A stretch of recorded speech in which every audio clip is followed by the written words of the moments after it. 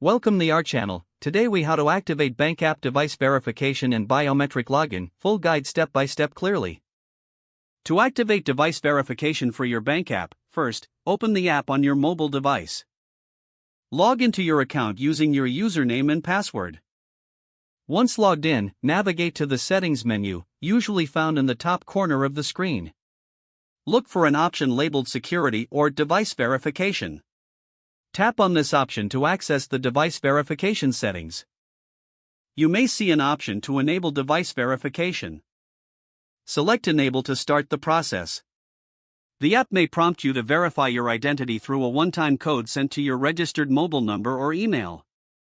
Check your messages and enter the provided code into the app. After verification, your device will be registered for future logins. Next, to enable biometric login, return to the security settings. Look for the option labeled Biometric Login or Fingerprint/Face ID. Tap on this option to enable biometric features.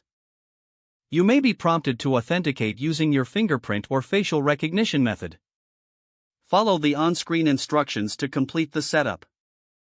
Once set up, the app will allow you to log in using your biometric data. Make sure your device's biometric settings are also enabled in your phone's general settings. Test the login by closing the app and reopening it. You should now see an option to log in using your fingerprint or Face ID. Select this option and confirm if your biometric data is recognized. If everything is set up correctly, you will gain access to your bank account without entering your password.